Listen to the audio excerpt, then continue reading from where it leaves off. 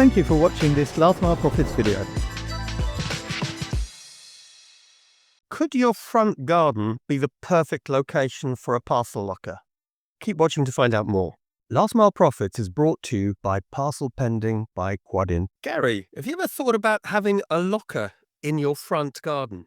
Absolutely, definitely not. No, we've done a video in the past about this individual delivery box idea by the front door, and we were unanimous in our lack of enthusiasm, and we got told off in the chat by a chap trying to sell them. But in terms of a big automated parcel machine in my front garden, no.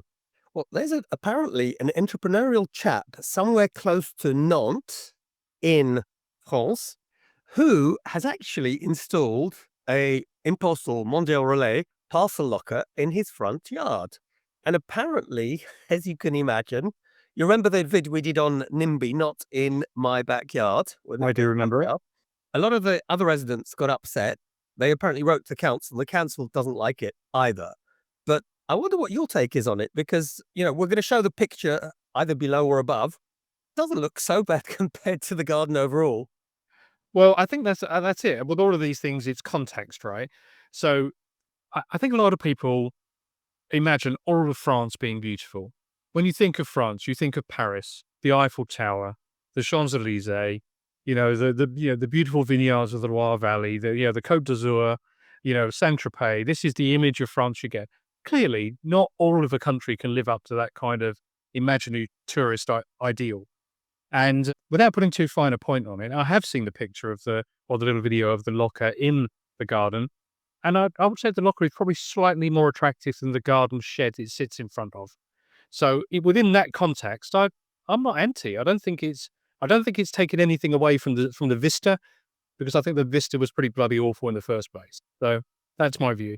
Oh, before I carry on with our core topic, Gary, are you opening up a second career as a travel agent for La Belle France? I've been told reliably that France is the most visited country in the world for tourism.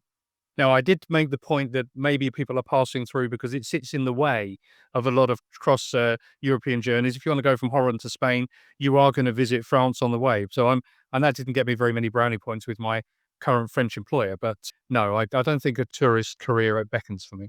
Okay, well, there you have it. I thought Gary was going to be nice for a minute, but obviously it took a minute and that was it. But coming back to the point, I tend to agree with you. Excuse me. By the way, apologies to everyone because I've got the mother of all colds today. I honestly don't think it looks so bad.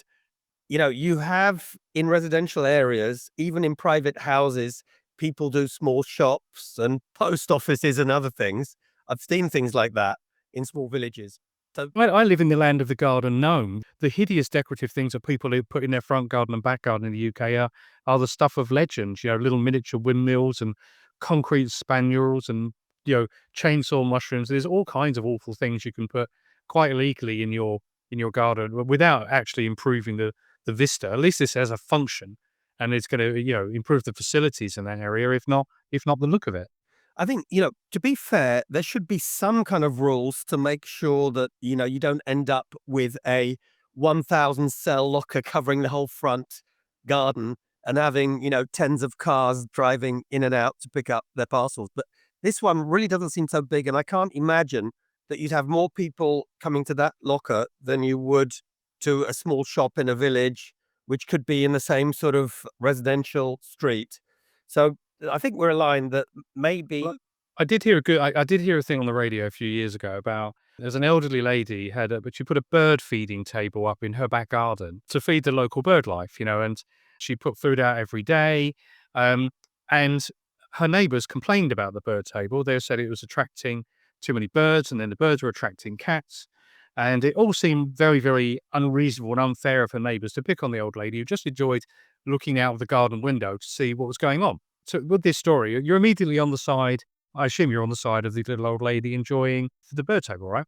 Absolutely. So I'm not sure how we got from. No, but if I tell you that the bird table measured 3.5 meters by 4 meters, and she was putting several kilos of birdseed on it every single day, it was something out of an Alfred Hitchcock movie in our back garden 24 hours a day. Suddenly the context has changed, and we're on the side of the neighbours being blighted. But with this instance in France, I don't think the neighbours are being particularly blighted. So I think we've got it. And actually, it was a pretty good example. I didn't quite think of the 3-meter bird table. But, if someone put in the 1,000 cell locker in someone's front yard and there were lots of cars driving in and out, we could understand it. I think probably the neighbours have been a bit unfair. And it could be either jealousy because whoever's got this locker is doing fairly well out of it, or it could be just, this NIMBY thinking. But what would be interesting, Gary, I think, is if our viewers could please share their views. What do they think? Is this unreasonable? Is it the way to go?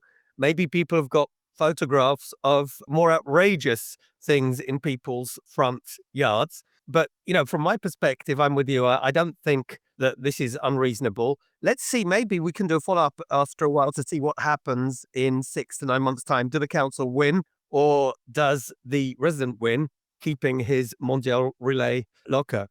Gary, as usual, great talking. Let's follow up on this one in a while.